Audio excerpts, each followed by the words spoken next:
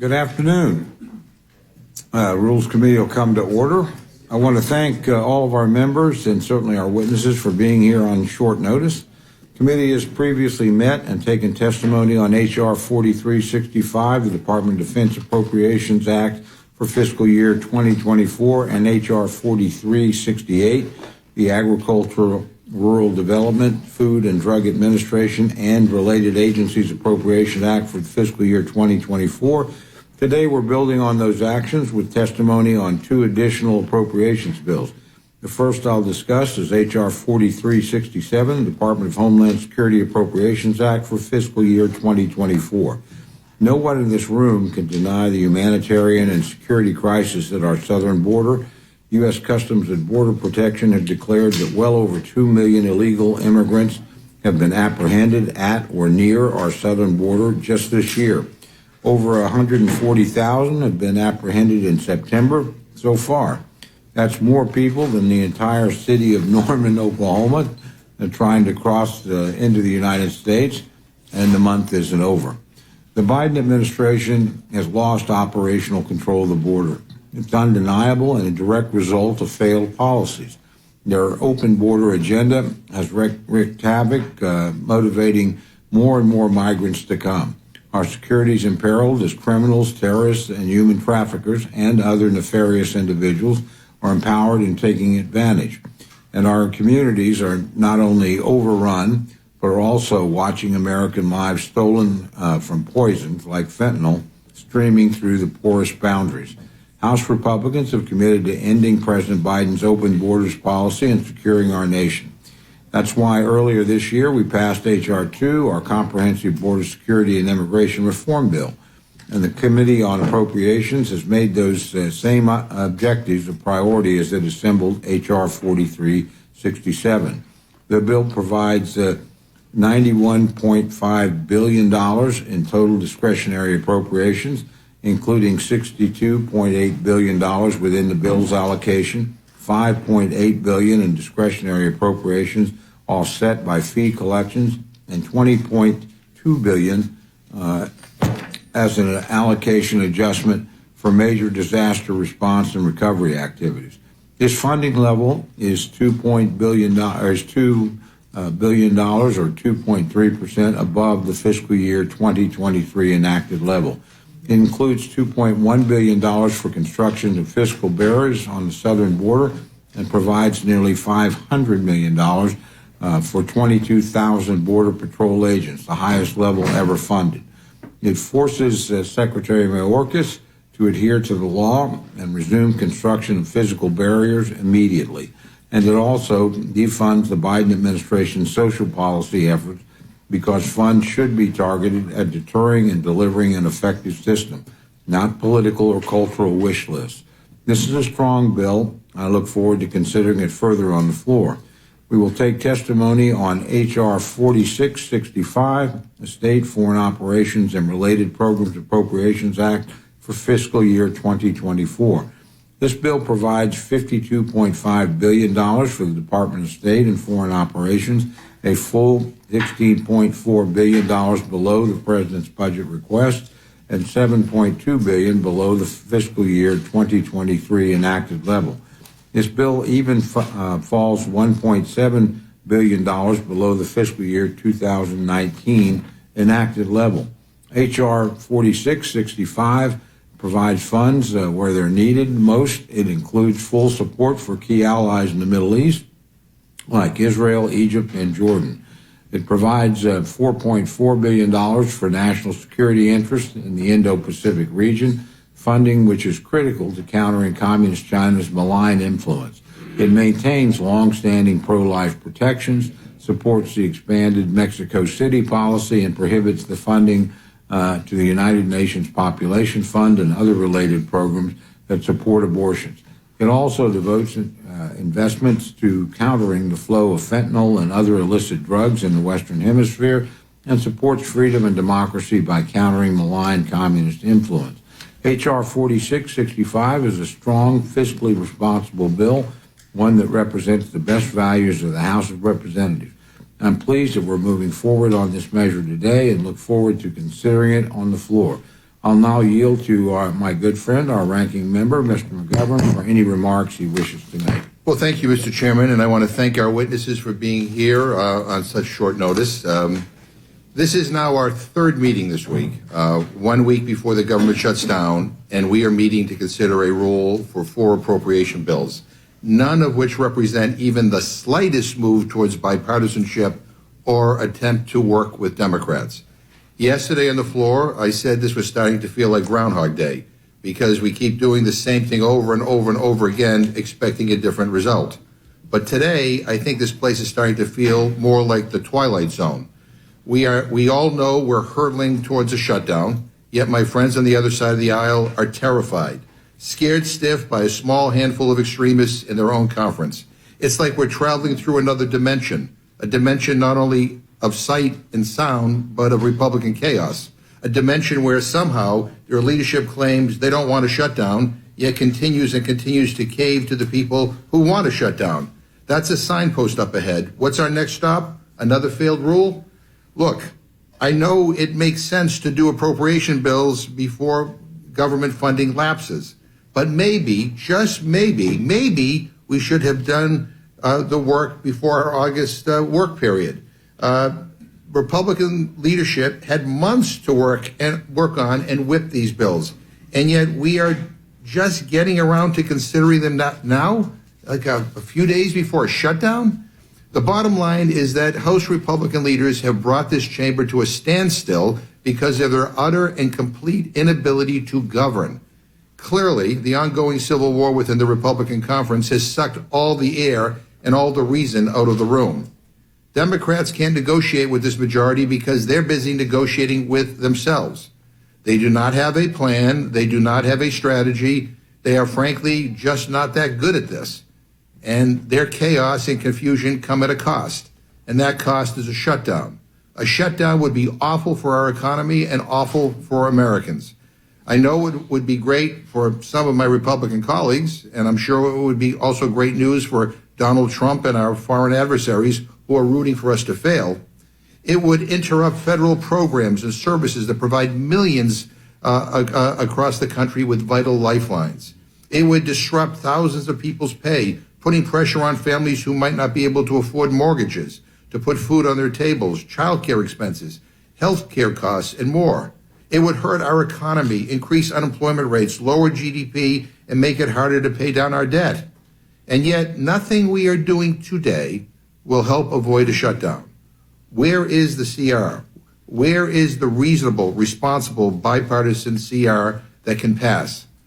None of the extreme draconian cuts in these bills have the broad support needed to pass and become law. Don't take my word for it. Look what's been going on the floor the last few weeks. My friends already tried to pass this exact agriculture appropriations bill out of committee, and then they gave up. I presume because they didn't have the votes to pass it on the floor.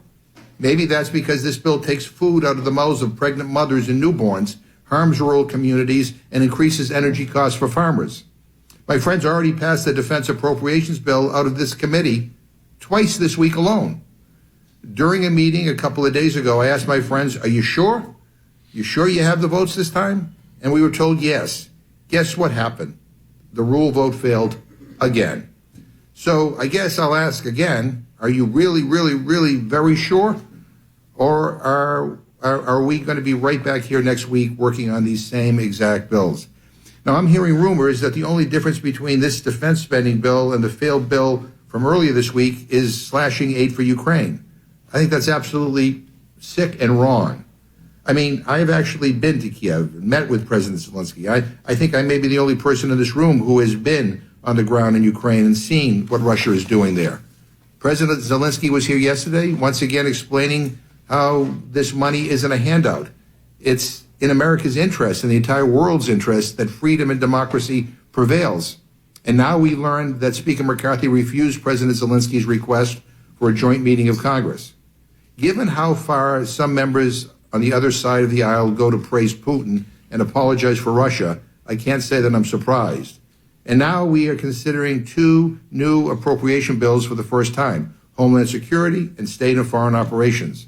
The State and Foreign Operations Bill abandons American global leadership and completely unravels the hard-fought credibility and influence that we've worked so hard to achieve on the world stage. It's also full of a bunch of MAGA culture war riders. Trying to ban abortion nationwide wasn't enough. Now Republicans want to ban abortion worldwide through the global gag rule. I mean, banning pride flags from flying alongside the American flag at U.S. embassies? I mean, with all the problems in the world, that's what we're focused on? I mean, are you kidding me? And this Homeland Security bill spends billions on a ridiculous and outdated border wall that will do nothing at all to stop illegal border crossings. It cuts funding for terrorism prevention and cybersecurity protection. And I hear my colleagues complain all the time about migrants being released into the United States, yet you're cutting the funding that would be used to process their cases faster. It doesn't make any sense. So we will go through the motions here today, but I plead with my colleagues to choose a different path here. This is nuts. This is an awful, awful, awful process, and it's being used to advance awful, awful, awful bills. Can we please just be honest? These bills are partisan talking points, and we need to get serious. Like yesterday, I said it earlier and I'll say it again. People are fed up with Kevin McCarthy's weak, ineffective, incompetent leadership. It's like every room the speaker goes into is an escape room. He just does whatever he needs to do to get out, even if it means caving to MAGA Republicans every single time. He has one meeting and Ukraine money is in. The next meeting, the Ukraine money is out. Maybe I should ask for a meeting with him. All he does is say yes. Maybe I'll get something I want. But enough already. Let's come together and actually let appropriators on both sides of the aisle write something that can pass in a bipartisan way so we can end this drama and keep the lights on. A week from tomorrow is the date that this government shuts down if we don't do anything. And yet we do not have a continuing resolution. We do not have anything that will avoid that awful outcome. So with that, Mr. Chairman, I yield back my time.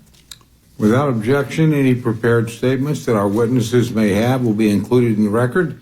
I'd like to welcome our first panel, Chairman Mario Diaz-Balart of the Committee on Appropriations Subcommittee on State, Foreign Operations and Related Programs, Chairman Dave Joyce, and Ranking Member Henry Cuellar of the Committee on Appropriations Subcommittee on Homeland Security, and Ranking Member Rosa DeLauro from the full Committee on Appropriations. Chairman Diaz-Balart, welcome back to the Rules Committee, and I welcome your testimony. Mr. Chairman, Chairman Cole, Ranking Member McGovern, and the distinguished members of this committee, thank you so much for the opportunity to testify on fiscal year 2024 Department of State Foreign Operations and Related Programs Appropriation Bill. This bill was developed over many months through a very careful, thorough review of the organizations and programs that receive U.S. taxpayer dollars. Now, for anybody who's read the bill, you know that it reflects a really significant different approach from what we've been dealing with in the past, but it's also really straightforward. So let me just be really clear what this bill does. If you are a friend or an ally of the United States, this bill supports you. But if you're an adversarial country, an organization, or you are cozying up to the adversaries of the United States, let me be very frank, you're not going to like this bill. Among the factors considered were whether we could see demonstrated real results, whether the investments were something that advances the national security interests of the United States, and while, wherever possible, responsibly reducing spending. The State and Foreign Operations Bill totals $52.5 billion, a new budget authority, as the chairman has mentioned, which is a reduction of $7.2 billion, or 12% reduction from fiscal year 2023 enacted levels. And it's 16.4 billion, or 24% below the president's request. This amount is offset by $11.1 billion in rescissions of what I believe are clearly partisan and wasteful spending items. So this bill includes measures that address the national security threat to the United States posed by communist China. And it really responds, members, in a really aggressive, unprecedented manner. The United States must get serious about the malign and the just destabilizing, dangerous actions of communist China around the world. This bill funds important programs to counter the threat of communist China with $4.4 billion. But let me just put that in perspective. That is $1 billion above what the president requested, even though, by the way, in his request, he's spending a lot more money. $1 billion above the president's request to confront communist China. This bill supports our friends in the Indo-Pacific, and it includes new safeguards to prevent taxpayer dollars from supporting the Chinese Communist Party. You may say, what is he talking about? I'll mention that later. Yes, we go out of our way to, again, confront communist China. Furthermore, the bill encourages investment for nearshoring, obviously something that is critical to supply chains, so they are brought closer to the United States. And Americans, we are not dependent on China for essential products, essential needs. For the first time, and I'm exceedingly proud of this, for the first time, the bill provides $500 million on foreign military finance for Taiwan. That's never been done in this bill before. This is critical to support a key democratic ally that is on the front lines of China's threat and bullying. Members, another priority in this bill, which impacts, I think, all Americans, is to combat the trafficking of opiates and obviously particular fentanyl. Every single district, our districts, our neighborhoods, and our schools continue to see the effects of this deadly, deadly drug. There's so many examples, but I'm sure you all saw just last week, 1-year-old boy fell ill and later died, and 3 other kids got sick in what seems to be another exposure in New York City to this deadly drug. And as you all know, 300 Americans die every single day from fentanyl poisoning. So funding directed in this bill will strengthen efforts to counter that just deadly production and trafficking of fentanyl. Now, before discussing funding for the United Nations, I think it's important that we take a step back and let's talk about who is running the show there at the UN. This isn't the category you can't make this stuff up, but unfortunately, it's true. Russia was chair of the UN Security Council during the month of April. Yes, Russia. Iran is currently an elected vice president of the UN General Assembly. This is, by the way, something that we are helping to fund. Communist China, whose genocide against Uyghurs is raging, and Cuba, one of the world's oldest and most brutal dictatorships, both of those, in the category that you can't make this stuff up, sit on the UN Human Rights Council, for God's sake. And, as if that wasn't enough, North Korea, I don't even know how to begin to describe the regime in North Korea. That terrorist state that starves its own people, that threatens the world, is a member of the World Health Organization. While Taiwan, by the way, a responsible democracy, they have been blocked from membership to that body. Really? Really? It sounds like fake, but those are the facts. So therefore, my dear friends, it should come as no surprise that no funds are included in this bill for the UN regular budget. U.S. contributions for UN peacekeeping were reduced to comply with U.S. law. I know, novel concept. We are going to comply to U.S. law in this bill when it comes to that function. And furthermore, contributions to international organizations in a responsible way are cut by 82%. This bill also prohibits funds from the Green Climate Fund and the Clean Technology Fund.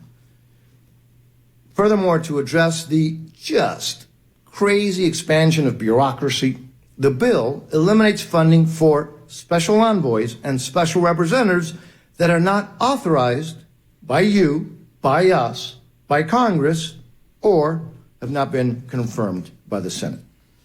Look, let's be very clear. If they're that important, for God's sake, have them authorized or have the Senate confirm them. I want to mention a few allies. This bill provides unwavering support for our democratic ally Israel and recognizes the vital security partners in the region. Finally, and I think equally as important, this bill includes all long-lasting pro-life protections, which include a prohibition on all taxpayer funds from being used to pay for abortions, and builds on those requirements by applying the Protecting Life and Global Health Assistance Policy to all global health funding. Yes, in this process, we have differences. We have differences among ourselves, and we clearly have partisan differences. So I was not surprised, my dear friends, that after the bill was released, my colleagues, my Democratic colleagues in the committee, immediately sent out a press release condemning the bill. I will have to tell you that I was surprised by some of the issues that my Democratic colleagues put in their press release as specific issues that they have problems with this bill. And I'm going to ask later if I can submit for the record the press release that my Democratic colleagues put out. Without objection. Thank you. So let me just kind of read some of this. The press release expressed that, I'm going to quote, the bill, this is some of the problems that my Democratic colleagues had on the bill in writing. They put this, that the bill prohibits funding, which, by the way, it does, from, quote, the Wuhan Institute of Virology. Yeah, we do have that prohibition. The Eco Health Alliance, gain of function research, and any lab controlled by China, Russia, Cuba, Iran, North Korea, and Venezuela. End of quote. I'm quoting from the press release of our esteemed Democrats on this bill. Well, look, that list, that is the official list of foreign adversaries of the United States. So yeah, absolutely. We have language, we explicitly do not permit funding for those countries. Does anybody think that taxpayer money should go to those countries? That's a difference of opinion that we clearly have with this bill. There's also something else I'd like to quote. They express, our Democratic friends, who I have great respect for, concern with the, quote, partisan writers, but they highlight some. And this is one that they highlighted. They're concerned because we have prohibition on funds to the government of the PRC or the Chinese Communist Party. And yes, that we prevent lending from international financial institutions to the PRC. Yeah, we do have differences of opinion, and that's okay. That is okay. That's why this process is so beautiful. I'm not usually shocked, but I'm still, frankly, a little bit in disbelief that my colleagues in the minority would think that under any scenario, that U.S. taxpayer dollars should go to support the Communist Chinese Party or these other countries that I mentioned that they quote in their press release criticizing this bill. Mr. Chairman and the esteemed members of this committee, thank you so much for holding this hearing. I know that you all are exceedingly busy. So again, I'm grateful for this opportunity, and I'm ready to answer any questions. With that, Mr. Chairman, I respectfully